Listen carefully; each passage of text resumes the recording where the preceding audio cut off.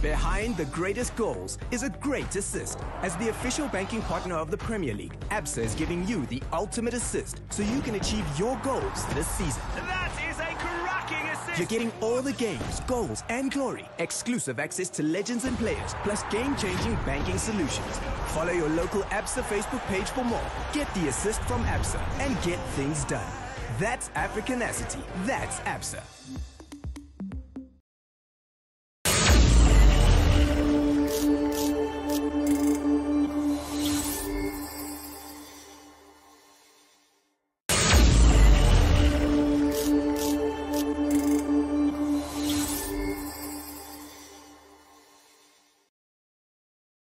And welcome. This is Radull Live, and I am here today with none other than the Humphrey Kayange, but we'll get to him just now. What I'm doing here is I'm sharing the link so that that is me calling you and telling you that we are live. Come and join us. Share the link as well. Let other people know that we are on. I'll get to you in a second, Humphrey. I need to remind people that the English Premier League is on this weekend, and we're looking forward to so many assists. Remember, you cannot score a goal, or it's really difficult to score a goal without an assist. And that is exactly what ABSA wants to do to you. They want to assist you in the Shinda Assist Ya Mita campaign. And remember, this month ends in what, 2 days? Which means ABSA is going to give the second $1 million winner their $1 million in about 2 days. And then, of course, 10 customers, simply for depositing money in their bank accounts, could have their deposits doubled. How's that for an assist, guys? Looking forward to all the assists in the English Premier League this weekend. Now, allow me to introduce this gentleman, this icon, this legend, Humphrey Kayange. Kayange. As I told you, avoid the French. It is not French. It's not Kayange, despite where he comes from. It's Kayange. Yes. Humphrey, how are you doing? Good. Yeah, I've been okay. It's been a long. It's a weird week, eh? Yeah. Weird year. Weird year. But we're thankful. I mean, we've been in good health, so we look forward to what will come in next year. So. You know, this year is just about survival. This year is about survival. Then 2021, we begin like the beginning of 2020 again. But Humphrey, the reason I've been trying to get you on this show for so long, a couple of months ago, I had Kolo. You were supposed to be in that show, but I understand why you couldn't come. It's great that we're finally sitting down because you're a very, very busy man. But for those for all 2 Kenyans who live in, I don't know where, who don't know who you are, tell us how you started in rugby. You want to take me all the way back, yeah? In summary, because I'm sure it's a long story. Summary. So I went to Saints. St. Mary's School. St. Peter's Mumias. You're joking. I was going to say you were in the president's school. I saw the way you shocked. No, I went to St. Peter's Mumias. That's where I started my rugby career. Played throughout the school term, the school years. Finished, joined Jomo Kenyatta for my degree in biochemistry, and then started playing actively for Lindsay around 2004, 2005 at my club rugby, and my Kenyan journey began then. And I've been playing almost 13 years until 2016 when I felt like time was catching up on me, and I was getting a bit slower, a bit more tired than the young players, so I called quits on my career then. Humphrey, you weren't getting old. In fact, for you, I'm not sure if it was even about your speed or your legs, because your legs were so long. Where like the minute Humphrey gets the ball, he's gone. Yeah, he's gone. You know, with rugby, there's falling down and waking up, and that's when you know how old you are, because the young guys will just hit the floor and come back up. As an old guy, you hit the floor and it takes you another 5 seconds to come back up, and that's when you're like, I don't think I can do this You look at the ball has gone. The ball has gone, and they're like, wake up, you need to join the line. So let me send a few shout outs because guys tune in, and because it's live, that's the beauty of live. Guys are interacting with you. Min Blessing, she watches every week from Abu Dhabi. She says locked in. Xavier Gital Masharia is locked in. Hila says Nico locked. 034 County is locked. Pato Makush inside. Say hi to Tall. We go way back. Is that a friend of yours? Yeah, in high school. Makush, Winnie Richards Madiki Zella says, hi girl, I am locked in. And Lily Chic Stevens. Hi, Carol. Inside. Yeah, guys come really, really fast. And later on, we'll actually get to some of their questions. But guys, if you have questions for Tall, as you've seen, send them in. And a bit later on in the show, we'll get to that.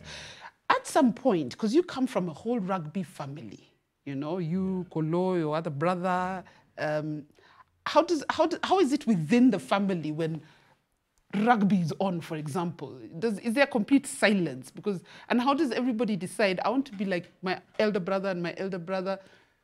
I think interesting because I think we've been so much in the media, we forget about my sister. I've got a sister who's a bit older than Kolo, follows me. Does she play rugby? No. Last week I hosted the ladies who play rugby. I saw the ladies, so my sister, she's the one who didn't do anything in terms of sport.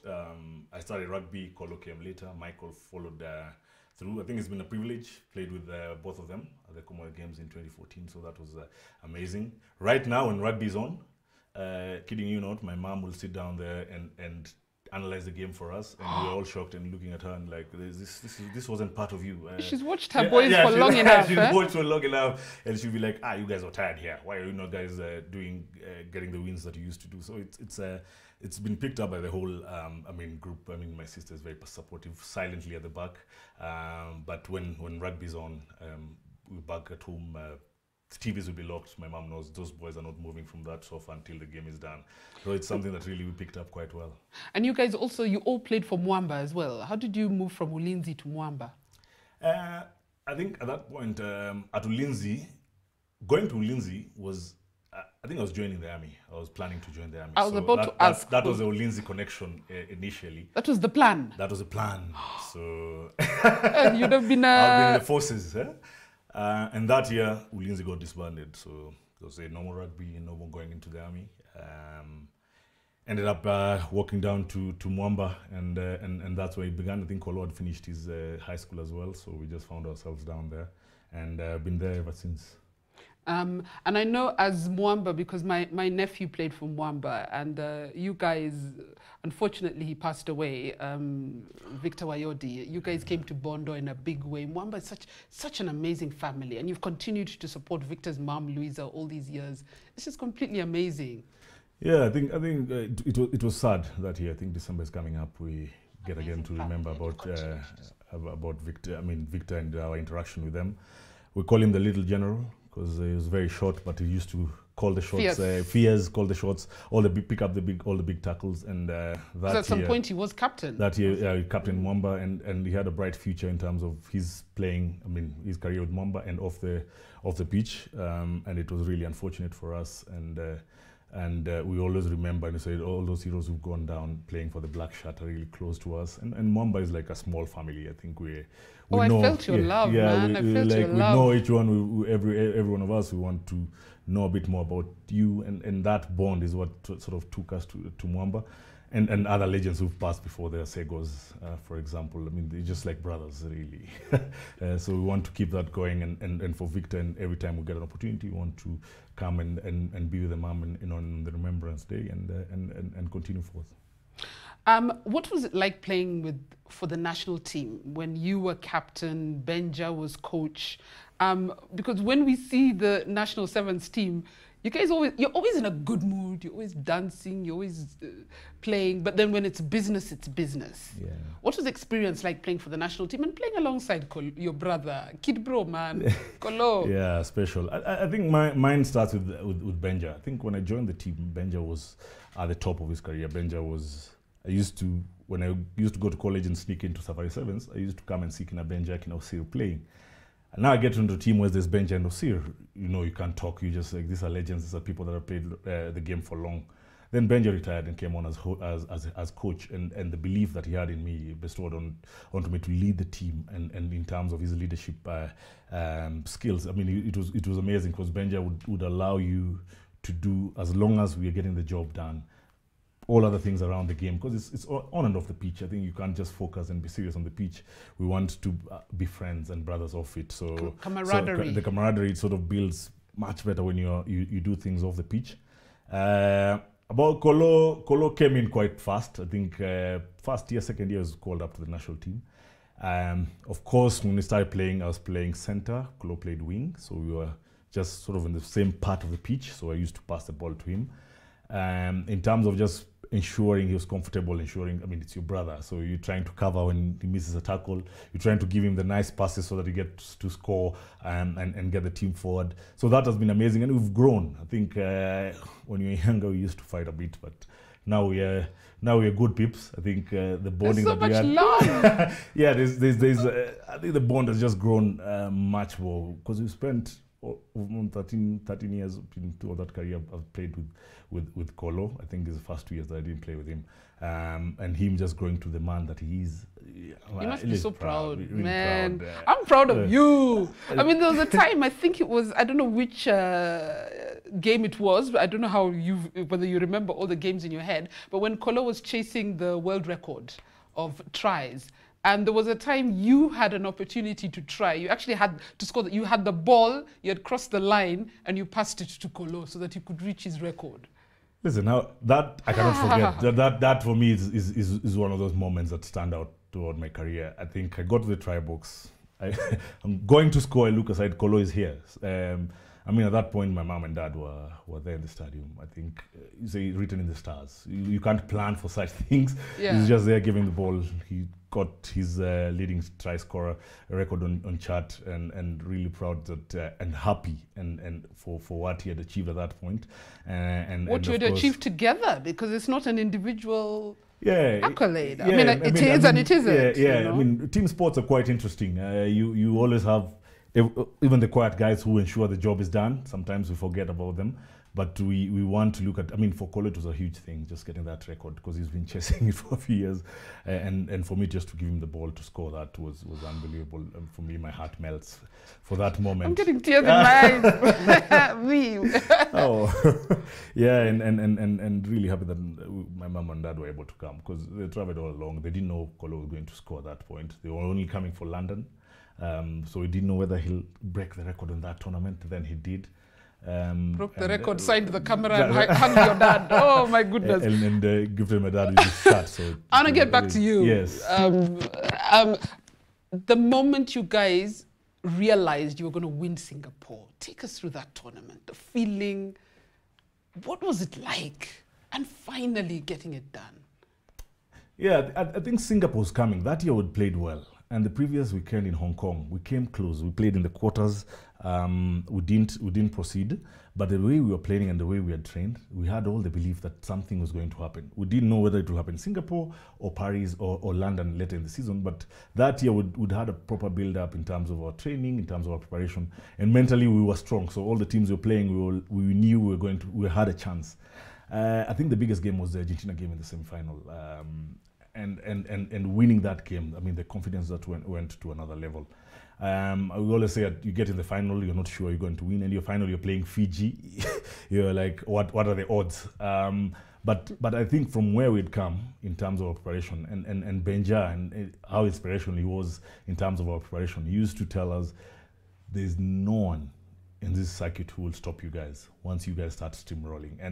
And for us, we got to the final, said, let's enjoy this game. Whatever happens, we're in another final. Let's go out. And we took Fiji by the thread, and they didn't want, as soon as I scoring, we scored and kept on scoring. And we started believing now halfway through that game that this is it, boys. You guys were like monsters. Yeah. You were high on something, you know? Yeah, the preparation before that season was great. We had Kim ensuring that we were very strong, very fit. We had Benja on the game plan, and in terms of a unit as a group, we had grown. So we knew we had lost so much that we knew once we get a chance, we don't waste it. And it was good. I mean, half versus Fiji, and you're leading. I just knew we need to score 2 here, and the records are there to be broken. I lost my voice thanks to you guys.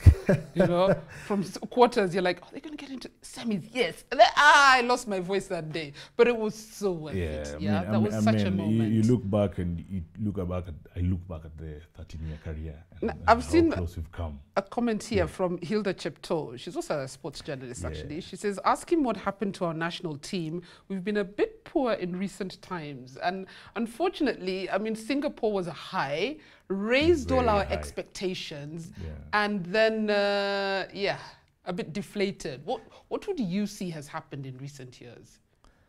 I think.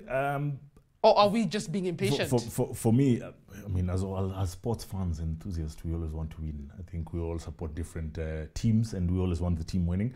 Singapore was a good high. No doubt about that. I think what we had to do after that is to ensure, I mean, the group, myself and the other boys who were sort of getting to the end of their career, and the young players coming in, how would that transition be? Because if you look back, even before Singapore, we'd lost quite a few games that we should have won, and it was just through the process that we were building. But after Singapore, we achieved what we have, a cup, a maiden cup. Then what happens after that? And that has been the problem, I think, in terms of that transition. We've seen young players coming up and representing quite well, but I guess they'll need a bit of time. As all Kenyans, we I won't call it impatient. We deserve more from the team all the time. So it will take a bit of time. I think we don't want it to take another 13 years. That's not what we're saying. We're just saying the transition, we should plan better when you have the older players coming to the end of their careers and younger players coming up. There's no gap per se.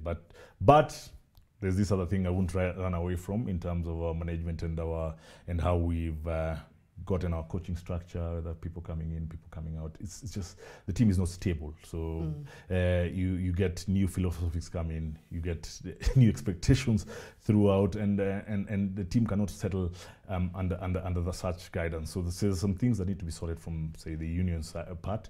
But in terms of a unit, you'll still get better players even next year or the other year. But how are we going to ensure they continue performing at the top?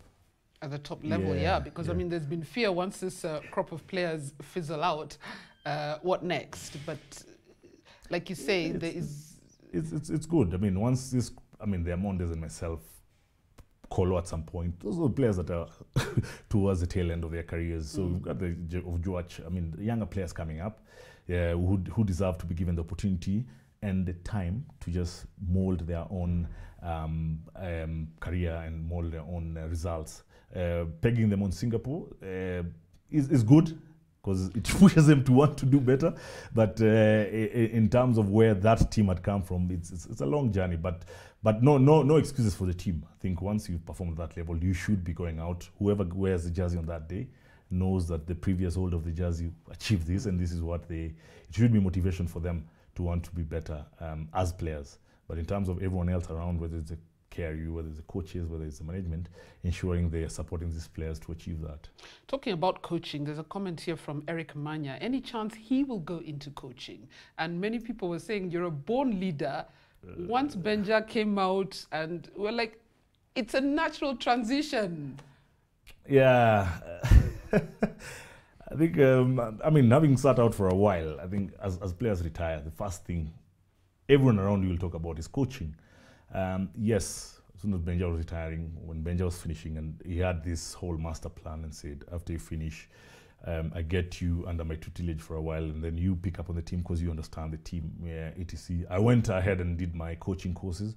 But yeah, I got another opportunity in terms of sports administration, and where I felt like in terms of sports, coaching is one avenue retired players can go into, admin, other areas, technical officials. There are a lot of other areas I would have loved, and it would be an honor to be part of the coaching setup at the Sevens team, but that didn't happen. So I think you just need to, as I said, adapt and change quickly and see where opportunities. Are you saying it's never going to happen? I know. By the way, we'll get to your other roles, especially with Olympic Kenya in the second half of the show. But for me, it's such a loss for our rugby, Humphrey, because not just as a coach, as an influence. Yeah. As I said, I would have loved to be there. I think the opportunity, I think I moved ahead to other roles in sport, admin roles in sport, and which is still supporting the players. But being part of that team was my dream. I think if that comes later on in my career, maybe I'll think seriously about it. Don't break my heart. But yeah, if you've been part of the circuit for a long time, there's things that you can give and impact the the players coming through and support them. I won't put you on the spot anymore. Let me read a few comments here. Woodmin Johnny says, so much love for the sports ambassador on this show. You are a sports ambassador. Elisha Andende, say hi to Tall. Florence Radull, that's my sister, locked in. Honorable Ken Juma, hi Carol, locked in from Nairobi. Ask Humphrey if he has nurtured young rugby players in his village. That question comes out. The village. He's gone all the way to the village. We want him to nurture all over the country. But then, I guess people always put pressure, and I'll let you answer the question yourself, but people tend to put pressure on anyone who's retired from the game, not realizing that you're still hustling in this world, because you still have bills to pay. And with sport, you retire quite young. But, I mean, I'm sure you probably have those plans in place. Maybe not the village, but at some maybe level. not the village. Let's start from. I think first of all, you see, we talk about retirement in players, and we forget, like, even if you retire from your job, you still have the same problems the players will have. Because I mean, at that time, the retirement age in your workplace is what, 50, 60. At players, it's what, 35. So you're still, it's still early. You still need to figure out your path and your career. So we don't want to hear these stories that happen after players retire. In terms of mentorship and nurturing, yes, doing bits and pieces with Muamba here in Nairobi. Back in the village or all over the country where we want to travel, whether it's Meru, whether it's Eldoret, where I come from, where the opportunity arises, yes, that is something I can think about sort of as we move forward. But in the immediate space, nurturing and development of players is being done, yes, at Muamba. I'm currently the Secretary General of Muamba, and that involves in ensuring young players are coming through from high school, play in the team, and get an opportunity to play all the way to the national team. I hope that answers your question, Juma. There's another one here from Dunga Mata. He says, kindly ask him, local coaches handling national teams are paid low salaries compared to foreign coaches. Why is this the case? I'm not sure if this question should be directed to you, but it is a fact and a concern. And I did even have a conversation with Benja many years ago. And I know he doesn't mind me mentioning this because we mentioned it on radio as well. Benja had an issue with that at some point because they brought in Mike Friday. Fine, he's an expatriate, a great guy, great coach. But when you look at the salary structure, the disparity is huge. Not just that, yes, expatriates are paid more, but the disparity is huge. I don't know if you want to tackle it. I'll just give it a go because where I sit now, we're talking about athletes, but we forget about the coaches. So if federations, when you talk about rugby, soccer has the same problem. Yeah. Where if an expatriate is coming in, he's not given the same facilities as a local coach would. At the end of the day, you want to look at how we're going to support our local coaches, which in turn will support our athletes better. So if you bring a local coach and you're not paying him even half of what you're paying the international coach, what does that say about us and the way we look how at we value our own? So it's something that we said, okay, if a local, the Mike Fridays or whatever come in and they're being paid this much, get a local coach, match or even go half or three-quarters through that, so they're able to support the system better. But now that system ensures that we continue to fail all the time because the international coach, the foreign coach will stop at some point and leave. Yes. And everything is hanging. Now we'll have to come back to Radull and say, oh, can you do this job, but we'll pay you whatever, these peanuts. It's not right. Our own coaches shouldn't be a fallback plan. It should be a strategy. It's not right. And once you bring them to the front and you give them the responsibility, give them the money and task them and put them on the same level as foreign coaches that we were bringing in. But that being said, you say the foreign coach will come in, we'll say with experience, etc., working in different environments. But as a population of sports fraternity, we need to value our coaches much more than what we're doing now. Because we do have coaches who are qualified. And I'm glad to see right now our 15th coach, Paul Odera, highly qualified. Yeah. I actually thought at some point Paul would take over the national sevens team, but I understand those behind the scenes politics. I'm the one saying it, not him. Don't go after him. But yes, there was behind the scenes politics, but it's great to see a highly qualified coach taking charge of the 15th team. Yeah, I've worked under Polo, unbelievable in terms of his knowledge of the game, in terms of his tactics. You look at him and you do not want to have everyone else. He's managing two teams at the KRU right now, the under-19s and the Simbas. So you want to see such coaches and more behind Polo who come in and are given the opportunity to do that. Namco's here has seen joined the sevens. players who've been through the ranks have gone through the sevens circuit. I had Namkos here a few weeks ago. You had him a few weeks ago. Fantastic. So you see, you want that and support Namkos now to get to that level. So you don't have to look outside always. We just need to start looking inside before we go out. Because if we don't have anyone inside, then you can look out. But we've been doing this a long time. It's a sports problem. It's a long. Yeah. A comment here from Wardmin Johnny. Facebook names here. Oh, and when they start with Ward, these are my people. Kayange, and he puts an H. There's no H in Wood. Kayange. Let's start there. It's not French. Kayange, one of Kenya and the world's highly decorated players, happy to get it from the horse's mouth, locked as usual. So, he may have said horse, but he means it well. Yeah. But he's just acknowledging who you are. Christopher Mutotso Shivutse. Now, this is your relax. Kakamega Ingo. Yes. I'm not sure men should put love heart emojis for other men. Arnold Philip Okombe reloaded. Hilda, he's such a great ambassador to the game. Let me see which other comments there are. Xavier Gital Masharia, ask him if he's a Man United fan. Really? Are you? Liverpool. Oh. Just to put it there. Just to get it out of the way. Liverpool is safe.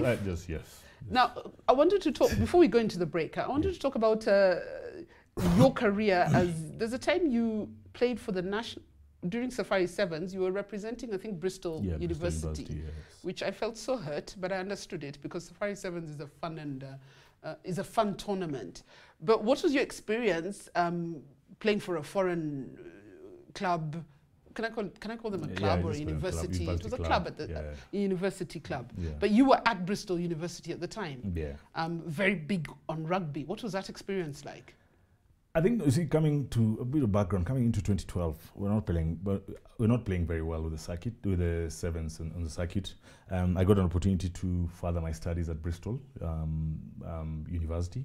I did my application, did my interviews, and was called in, so that was great. Landing in Bristol, very cold, in January, very cold in winter, and not being able to play rugby the way I used to, that was a bit sad. But I mean, later on, I got to enjoy that. We are Washambas. We like warm weather. We like warm weather. They actually used to call me solar charged because when it's raining and winter, I do not come for training. But them getting an opportunity to play at the sevens, Safari Sevens, yes, it's back at home.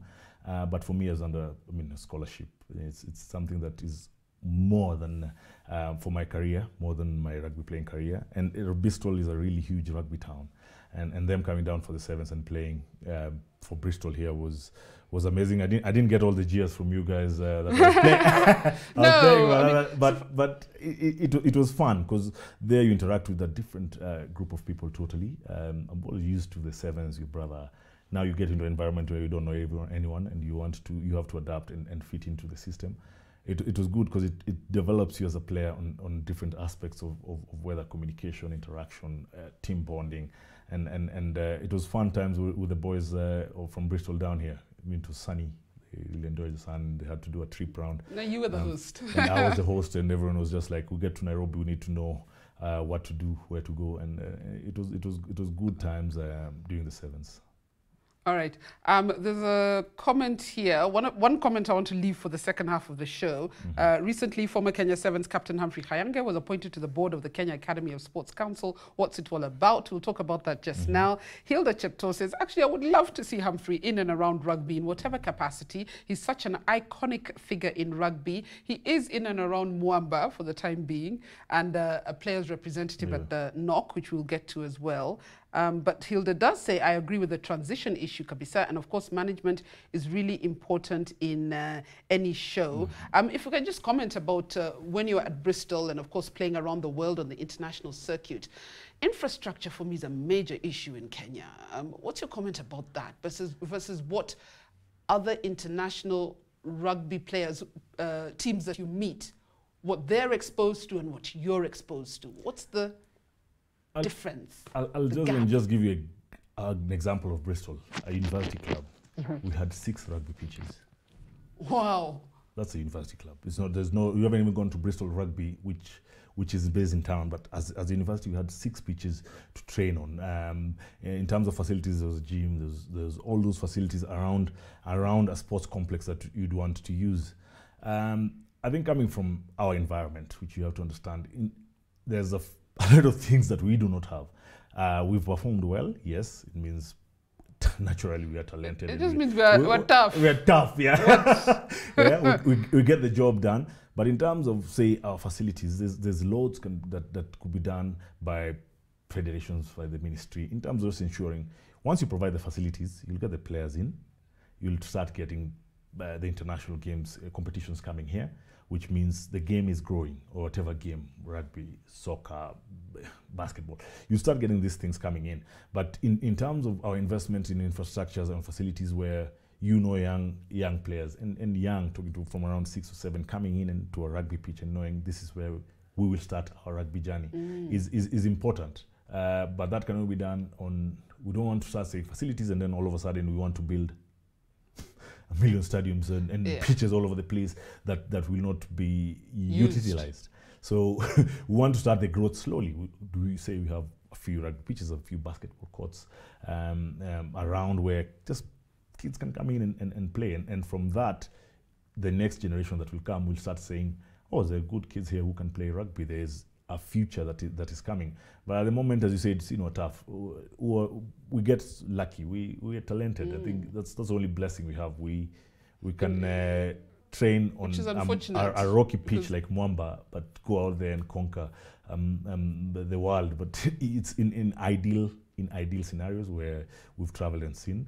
A lot of investment is done into facilities, into coaches, into players, into administration. It frustrates me because if this is what we can achieve with what we have, correct, what would we achieve if we were given so much more? Even half of just what those countries are having. I want us to take a quick break, and then you'll hear from our partners, ABSA, basically, guys, how you can have your money doubled simply by depositing in the account. And when we come back, Humphrey, I want to talk about your Olympic Committee work and, of course, your charity, Good Kenyan. You'll tell me what that's all about. Guys, don't go anywhere. We'll see you shortly.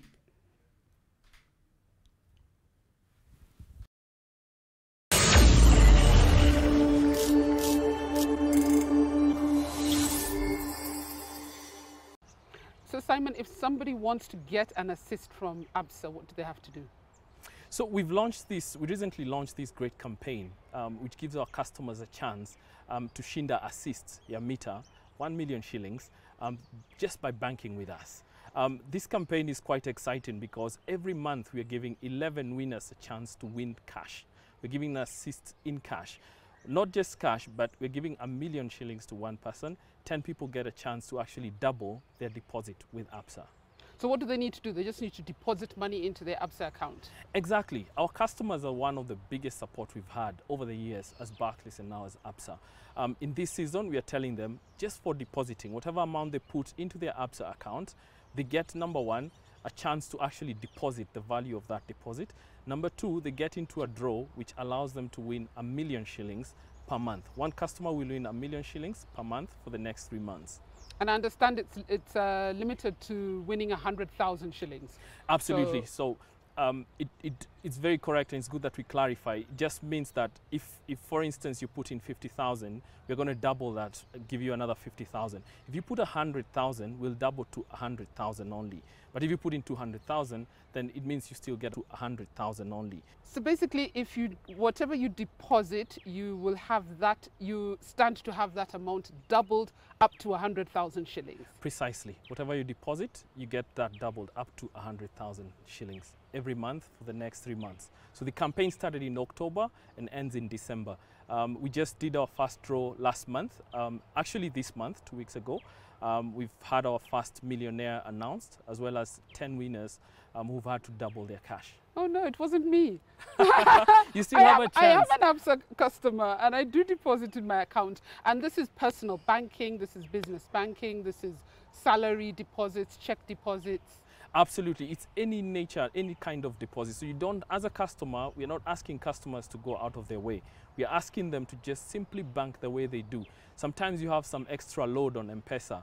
Instead of letting it just lie there, bank it. 30-30-30 is our pay bill. Bank it. It gives you a point. The more times you deposit, the more your chances of winning. Every time you deposit, you get a point. And that gives you That's how you actually get the ultimate assist from ABSA. Get the assist from ABSA and get things done. That's ABSA.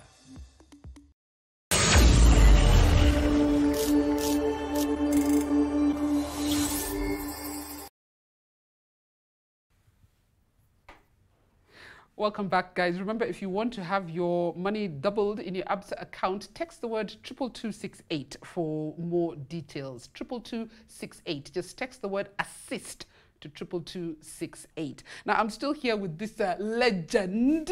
How does it feel to be called a legend? You are a legend, Humphrey. Yeah, I think. And yet, one of the most humble people. But you are one of the most humble people I know. I think I'm humbled. I mean, the things we've achieved on the rugby pitch, which we called legends for, just we loved doing them. I think it's humbling just to hear people appreciate the work that you did, and many years later, even as well, still being referred by that is just something that we very humble about. You're so uncomfortable. Like I'm talking about myself. Like, yes, I am a legend. Yeah. You're so uncomfortable. What It's brilliant. What do I say here? Okay, let me take it in IG Tariq's words. Please show some love to this amazing rugby legend, Humphrey Kayange himself, and we're so proud of what he has done to the rugby game in this country, because he and fellow players were able to put our country on the to put our country on the international map, and we are recognized as a rugby powerhouse globally. By the way, he's just summarized it because I mean, you guys came. Rugby sevens is not that old a sport. It's been what, maybe 15 years or so, and from nowhere, when people weren't watching, we just found out that Kenya are ranked 7 in rugby sevens. We're like, huh? First of all, you know, it caught people off guard, but it's such a proud thing, man. Dave Muamba, and maybe think about this if you can, and I'll ask you before we wrap up. Radull, don't forget to ask him his dream 7-a-side team with locally based players. We have to get to that before it ends. Think about it. We'll come to it. Right now, what are you doing? Tell everyone what you're doing right now. Hey, in terms of sport. In terms of sport, good. Yeah, because you're a chemist as well. Yeah, so that I do full time. So let's do sport. In terms of sport, so I am currently I sit on the National Olympic Committee of Kenya board as an athlete representative. This entails just ensuring the views, needs of the athletes are represented at the board level, so that the board does not, in terms of its decision-making process, does not forget the athletes' viewpoint. It's a new thing in terms of sports management, that you can't decide for athletes who do not even sit on the table, so you do not know what they want. So and it's all athletes, not just rugby. All athletes. So here it's all athletes. So you have to see and hear from different federations. It's one of those things that have come. You retire and you have to learn some of these things on the job, in terms of representation, in terms of ensuring your views are clearly articulated and represented. But it's very exciting because it's all matters of the athlete, and where I've come from as an athlete, former athlete, is all things that I can relate to. If you talk about allowances, you know, about support, it's things I've been there. So I don't need somebody to repeat 20 times if they're not getting allowances. It's just something that we can push.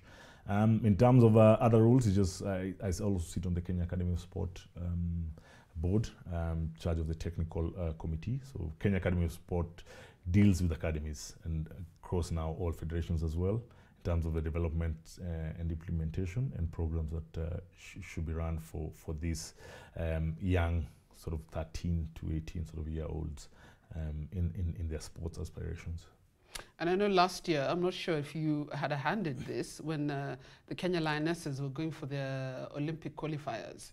And yeah, you don't have to do, I'll do the politics, you don't have to do the politics.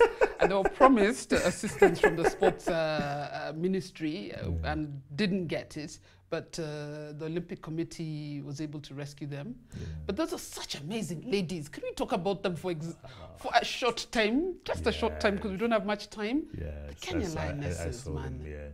There's so much. I mean, they've really come from that place where they've had to work tooth and nail and just get their presence felt. And what they've achieved, I mean, so coming here in Philia, I think they are they're tribute to what the ladies team is all about. They've been through that journey. They started when the ladies team was, I think they all started at Muamba ladies, and they were all growing up. I mean, Phil has moved to KCB, and Nani's still at Muamba.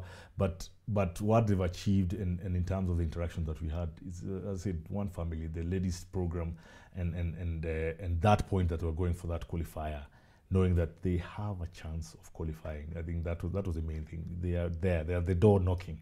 So why not get a bit of support just to ensure they get there and get the job done. Yeah. And they did. And they did, yeah. I'll save you from the politics of rugby. That's my job, because hey, they don't pay my salary or anything. I can say what I want.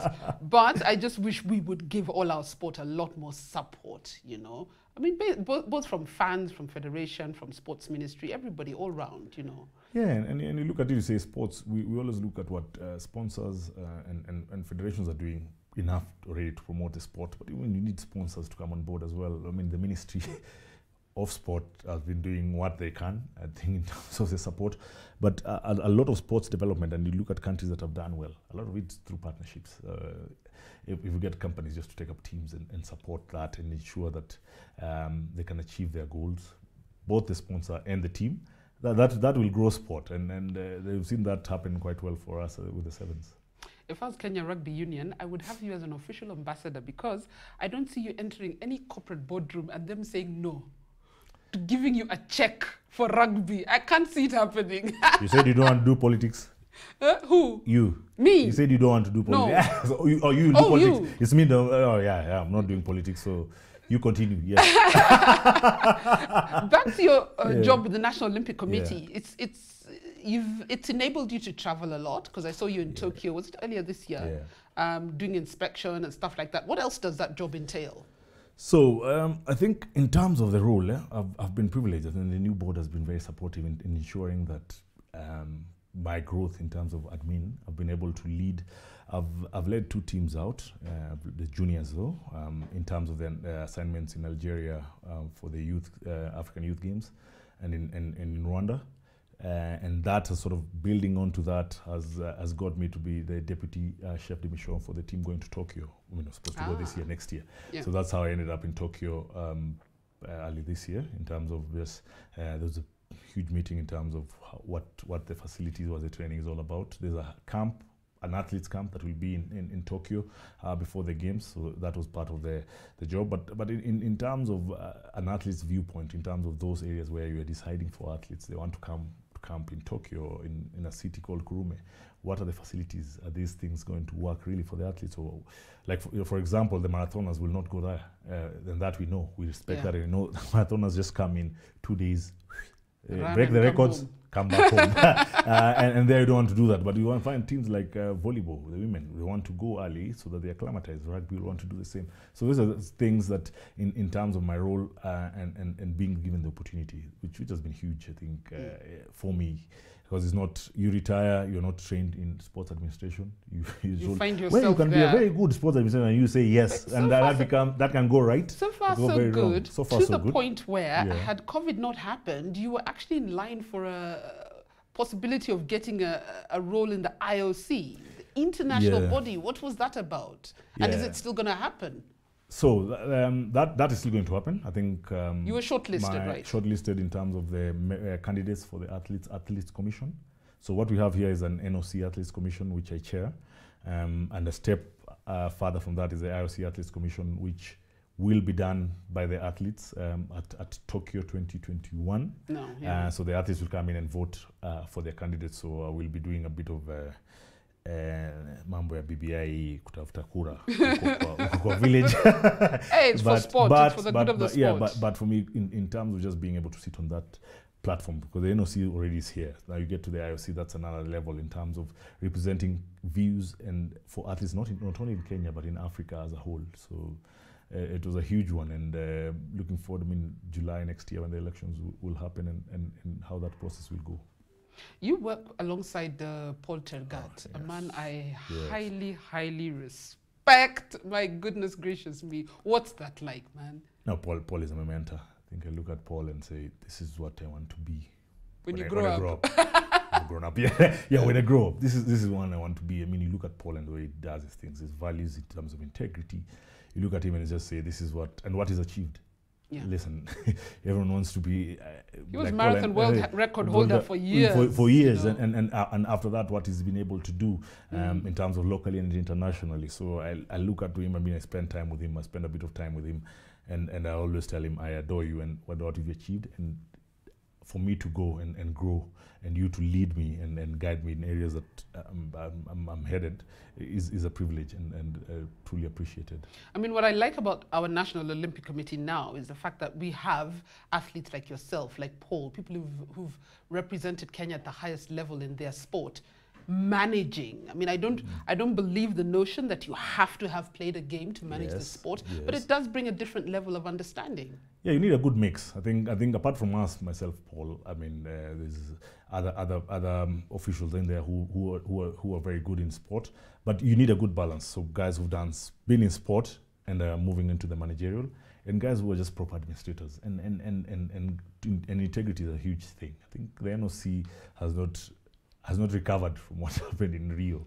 In Rio and Tokyo. What happened in Rio? I mean, I was playing, so anyway, whatever fiasco came out after Rio, and what we need to do now has been the biggest thing, because you realize that there's things that we have to do and be straight and do not have in-betweens in terms of athlete support, in terms of managing funds and etc. And we have some people on that board who are really strong in terms of their ethics and their values, who guide now. We come in with experience from the playing, experience from being a player, myself, Paul, etc. And then they come with a proper sort of corporate background in terms of this is what corporate governance is all about, and this is where we'll go. Yeah, so we're working well. Talking about the Olympics, the Rio Olympics, where you were a player, I know as a Rugby Sevens team we did not do well, but as a highlight to your career, I mean, the Olympics is the ultimate in sport. Just qualifying puts you on the map. Yeah, Olympics, unbelievable. I think epitome of my career. I think a few years back, 2009 was it, when we were campaigning for rugby to go into the Olympics. I was part of the panel with the likes of the late John Alomu, likes of I remember. So for me, in 2009, I was saying, no, I'm just doing this. I don't know whether I'll make it to 2016, and then being able to be there, and now knowing, the Olympic Games, this is what it means. Over 10,000 athletes in one place, top athletes representing sport. I mean, that's the highlight of my career. I'll forget about the results for a bit. And the Olympics is all about participation. Let's be there and being able to experience the Olympic values. I mean, friendship, excellence, respect. I mean, some of those things which are embodied around the village is what you want. You have to be there. I mean, to experience. Actually, when I was speaking to the rugby ladies last week, they were saying that Rio was a complete culture shock, and Tokyo they'll be better prepared.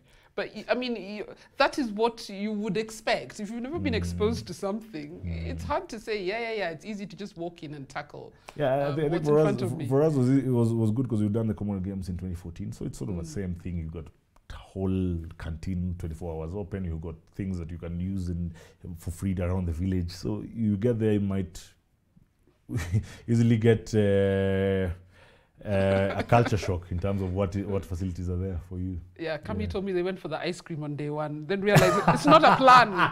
There's a comment here from Benjamin J. Bogonko. He says, this great guy, met him here in Japan, keep shining. Oh, that's amazing. I want us to, before, is that the time? My goodness. No, we have to talk about your charity, Correct. Good Kenyan. Thank you, yes. Tell me all about Good Kenyan. So, Good Kenyan has been around for 3 years, started in 2017. I think going towards once I retired now and things, started thinking about my next step. I got a friend of mine, Lucy, where we co-founded the foundation. In terms of just what needs were there for people behind us, I mean, the young people in terms of empowerment, in terms of engaging them and ensuring they got the necessary skills. We realized after high school, you always just go to college. No one tells you about what to experience, say, in college, what things to look at in terms of life skills, in terms of career guidance, in terms of mentorship. So we thought, why not create something that will offer guys, young adults who finished high school, a 3-4 month program to just be engaged, talk about life skills, talk about career, talk about mentorship, and prepare them for college. Some of them do not get to go to college. So what skills can they get from here where they can move on and start their own entrepreneurial journey or otherwise. So these are values we shared quite deeply, and once we started foundation, we started getting young adults come in and talking to them, and you realize, oh, there's a gap here, there's a need here for after high school, because the system is quite strict. 844 will just teach you science, biology, name. But when you come out as life skills, they're so academic. So once these soft skills that you miss in terms of that education, can we try and impact a few? I mean, you say you try and impact a few, and hopefully it grows and spreads. So can we impact and better prepare sort of the young people coming through in terms of what they stand for? So it's been an interesting journey. We've really come. We've had 8 sort of groups of students. We call them cohorts over since 2017. We've been very lucky to have groups of friends, our friends around, and a partner to ensure that process continues. Because a lot of it was, I mean, you require a place to host, you require facilities like computer, you require trainers to come in and train. I'm not a trainer. I'll come in and give a talk about my career and my life and my challenges and my successes and my failures. But you need trainers to do the life skills, to do the mentorship, to do entrepreneurship class. So it's been a good journey. It's something different from sport, where everyone's just like, train, mentor, nini. But now you get a different group who are not necessarily sportsmen. But the values are the same. The values are the same. You just pick from sport and you want to inspire them to just be better versions of themselves is what we want to achieve. So it's been for me a good journey, learning. We're still growing. We always try and pick a small number because of our space, but I think our vision is just to have a whole center in a few years' time where after high school, instead of waiting for college, if you're going to college, well and good, you can still come in the program, have your 3-4 months, go into college having gone through this sort of, have 4 pillars, which are really strong, and we felt like it's what we missed. And Lucy, I mean, growing up and her background in terms of just losing her mom quite early, it's quite dear in terms of what she missed at that point and what groups of friends around have been able to do. Yes. And you've received massive support from the rugby fraternity. I always see Biko and Lavin and Kolo. Yeah, supporting all the activities. Those are family, yeah. So don't worry, I'm twist them, like, you don't support me. Yeah, no. They look like they've been forced, yeah. No, it's been great, because for me, that's sort of my group, my family, and we've been through a lot with them, so. If there's somebody who wants to be part of, if there's a young person watching and they want to be part of Good Kenyan, where can they register, or can they just follow you on social media and you'll be updating? So young people joining, I think reach out to us. I think we always have our intakes. We have an intake next year in January. We have a current intake will end in December. Young people, a young guy who wants, just follow us on social media, send us a quick message. The Good Kenyan Foundation, one of our assistants will get back to you. If you're a partner and you want to join still, you can come in and mentor. You can come in. This is putting on the spot here now. You can come in and have a chat. When COVID is over, we're not doing physical interaction. So if you want to come in, give a talk about young kids are in need of this, such lessons. If you're a partner and you want to come on board as well, we have a huge day coming up called Giving Tuesday. It's a worldwide day of giving. So everyone on that day, 1st of December, comes out and supports a charity, anything of you want to give back to society. So that's cool. It comes after Thanksgiving. So after Thanksgiving, they say you always eat your food, now share. Now Give it Tuesday. Now give, because you're blessed with so much. So we have that day coming up. I think we'll be reaching out and looking at partners to support us for next year, because we use that as a good platform to get our support now for the coming year. There's a comment here from Xavier Gital Masharia. He's a big fan of the show, but mainly a football guy. He says, first he says, today is my day to shut my big mouth and learn. It's good you know that? And then he says, how does it feel to be with Kayange, Carol? I envy your life. Envy, go red. And I'll take photos after this and splash them. Humphrey, what are your dreams for Kenya Rugby? Where would you like to see Kenya Rugby go? So Kenya Rugby, I'll want to divide it into two. I think for the sevens, you'd want the sevens to be consistent in terms of their performances as a circuit, be top 5 and get that development pathway going. In terms of our 15s, I got close to getting the Rugby World Cup. I think we lost a game. At the Rugby, well, was it Madagascar? Yeah, Madagascar, yeah. yeah. Where I think we beat Namibia, then lost to Zimbabwe, a game which we should have just won or lost by 1 point. I think I cried, that was the closest I got to the remember. Rugby World Cup, but I've been to the Rugby World Cup 15s and I know what that would mean for rugby in Kenya. So, say in the next World Cup and under Polo's, I think, guidance, just get the team there, because that will open doors for that 15 side. A lot of you guys love your sevens, but the 15s is an area that is lacking. The ladies are in a perfect real position. rugby. Yeah. I'm doing that emoji. Yeah. The ladies, yes, there's a lot, I mean, coming to next year and the support done for the ladies and them having their tournaments to play. I mean, before COVID, they've had a few tournaments around the circuit and their growth would be on that tangent. So there's a few things that can happen around Kenya Rugby, but all of it is in line with, can we go to the next level? We've done our Singapores, we've done our Safari Sevens, but what is the next level for us? People also don't realize, and I've mentioned this before, I think I mentioned last week as well, that our rugby players are semi-professional. You still need to leave and go to your job, but you still at Kenya Bureau of Standards.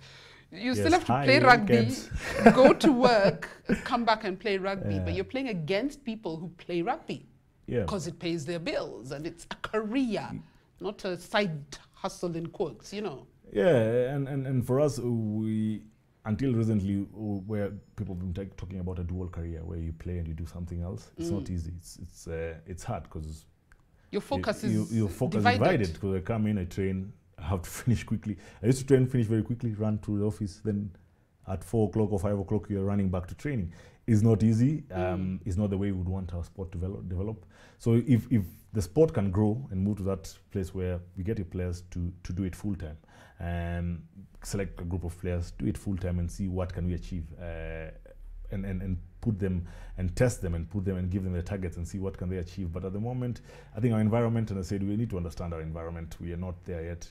So I can't tell you to do full time and then after a few years you'll be here and saying, fundraising. We need to get away from that, man. Yeah, it's sad, and you don't want to see sports, our sports legends just moving that side. You want to, and I think rugby got it right by default, where most of us were going to school, coming back and play well, play badly, come back to work.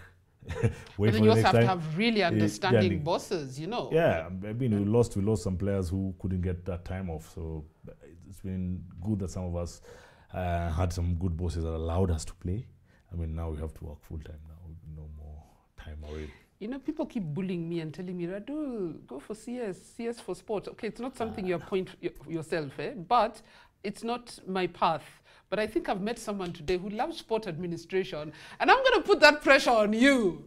Fine, it's not your choice. You have to be appointed. But is it something you would consider?